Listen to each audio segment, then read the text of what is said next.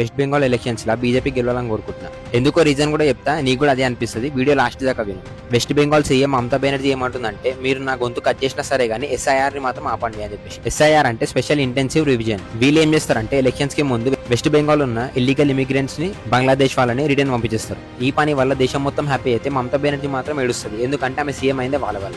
కానీ SIR ఇప్పటికీ 90 lakhs fake voters ని తీసేసింది. ఇప్పుడు బీజేపీ అమిత్ షా ఇంకా SIR రాగానే ఇది బంగ్లాదేశ్ కి వెస్ట్ బెంగాల్ కున్న బార్డర్ పరిస్థితి. అంటే బంగ్లాదేశ్ నుంచి వచ్చిన వాళ్ళందరూ రిటర్న్ వెళ్ళిపోతున్నారు. మీరు అనుకోవచ్చు ఇప్పుడు బంగ్లాదేశ్ నుండి వాళ్ళు ఇండియాలోకి రాకుండా మధ్యలో బార్డర్ కట్టొచ్చు కదా అని చెప్పి. బెంగాల్ కి ఇంకా బంగ్లాదేశ్ కి మధ్యలో ఉన్న డిస్ట్రిక్ట్ ముర్షిదాబాద్. సో అక్కడ ఎట్లాంటి ఫెన్సింగ్ లేదు, బార్డర్ లేదు. బార్డర్ సెక్యూరిటీ సెంట్రల్ గవర్నమెంట్ చేతిలో ఉన్నా కూడా స్టేట్ గవర్నమెంట్ అనేది ఫెన్సింగ్ కి ల్యాండ్ ఇవ్వాలి. అమిత్ షా గారు ఎన్నిసార్లు ల్యాండ్ పర్మిషన్ కోసం అడిగినా కూడా మమతా బెనర్జీ పర్మిషన్ ఇవ్వలేదు. ఎందుకంటే వాళ్ళు బంగ్లాదేశ్ నుంచి రావడం ఆపేస్తే ఈమెకి ఓట్లు పడవు, సీఎం కాదు. ఇప్పుడు అక్కడ బార్డర్ ఎందుకంత ఇంపార్టెంట్ అంటే అక్కడ నుంచే ఉమెన్ ట్రాఫికింగ్ అవుతుంది, అక్కడ నుంచి డ్రగ్స్ వస్తున్నాయి, అక్కడ నుంచి ఇల్లీగల్ ఇమిగ్రెంట్స్ వస్తున్నారు. ఇదంతా నేను కాదు, నేషనల్ సెక్యూరిటీ చెప్తుంది. కానీ అక్కడ ఫెన్సింగ్ పడాలి. ఇవన్నీ ఆగాలంటే మాత్రం వెస్ట్ బెంగాల్ లో బీజేపీ గవర్నమెంట్ రావాలి. అదంత ఈజీ కాదు. ఎందుకంటే మమతా బెనర్జీ చాలా ట్రై చేస్తుంది ఇదంతా ఆపడానికి. ఎలక్షన్స్ కోసం అక్కడికి చెక్ చేయడానికి వచ్చిన జ్యుడిషియల్ ఆఫీసర్స్ ని రాళ్లతో వాళ్ళ వెహికల్స్ ని కొట్టి ఒక 7 members ని కిడ్నాప్ చేసుకున్నారు. దాంట్లో 3 ఉమెన్ ఆఫీసర్స్ ఉన్నారు. చిల్లర లెక్కలు చేస్తే భయపడతాం అనుకుంది. కానీ అక్కడ ఉన్నది అమిత్ షా. 2 లక్షల మంది CRPF జవాన్లను దింపిండు. మమతా బెనర్జీ అమిత్ షా రాకముందు కూడా ఒక మాట ఏమన్నదంటే, నువ్వు వస్తే హోటల్ కూడా దాటనీయ నిన్ను అని చెప్పేసి అన్నది. కానీ అమిత్ షా గారు నేను 15 days ఇక్కడనే ఉంటా, ఏం బిక్తో పిక్కు అని చెప్పేసిండు. తర్వాత ఏమంటుందో మీరే ఎనురి.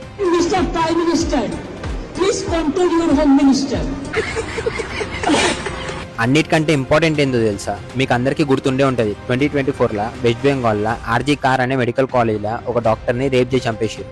పోలీస్ వాళ్ళు పట్టుకుంటే నవ్వుకుంటా, మీరు నా నేమ్ బీకలే, ఏం చేసుకుంటారో చేసుకోరే అని చెప్పేసి. కానీ వాడి పైన ఇప్పటి వరకు ఎట్లాంటి స్ట్రిక్ట్ యాక్షన్ తీసుకోలేదు. అండ్ ఆ రేప్ తర్వాత మమతా బెనర్జీ ఏం చెప్పిందో తెలుసా? ఏ అమ్మాయికైనా రేప్ అయితే గవర్నమెంట్ దగ్గరికి రండి, 10 లక్షలు ఇస్తామని చెప్పి. ఇది నేను కాదు, అక్కడ ఉన్న అమ్మాయిలే చెప్తున్నారు. కానీ ఇప్పుడు ఆ రేప్ చేసి చంపేసిన డాక్టర్ వాళ్ళ మదర్ కే MLA టికెట్ ఇచ్చింది బీజేపీ. అండ్ ఆల్సో మోడీ గారు ఒక ప్రామిస్ ఏం చేసినారంటే, ప్రతి ఒక్క రేప్ కేసు ని రీఓపెన్ చేస్తాం, స్ట్రిక్ట్ యాక్షన్ తీసుకుంటాం వాళ్ళ మీద అని చెప్పేసి. ఒకప్పుడు వెస్ట్ బెంగాల్ లో 70% హిందూస్, 30% ముస్లిమ్స్ ఉంటుండే. కానీ ఇప్పుడు వెస్ట్ బెంగాల్ లో కొన్ని డిస్ట్రిక్ట్స్ లా 30% హిందూస్, 70% ముస్లిమ్స్ అయిపోయినారు. ఇక్కడనే అర్థమవుతుంది వెస్ట్ బెంగాల్ ఏం జరుగుతుందో. ఇట్లా చెప్పుకుంటా పోతే మమతా బెనర్జీ చేసిన అన్ని కాదు, చాలా ఉన్నాయి. ఇంకొక సాలిడ్ న్యూస్ ఏం తెలుసా? అమిత్ షా గారు వెస్ట్ బెంగాల్ కి బంగ్లాదేశ్ కి మధ్యలో ఏదైతే బార్డర్ ఉందో 175 kilometers ఉంది. అది ఒక రివర్ అన్నమాట.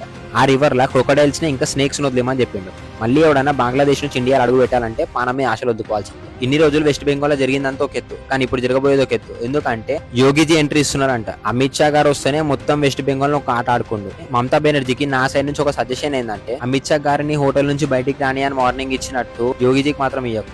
ఎందుకంటే CRPF ఫ్యాన్లు కాదు, సీదా బుల్డోజర్ లెక్కిచ్చేస్తాడు మీదికి.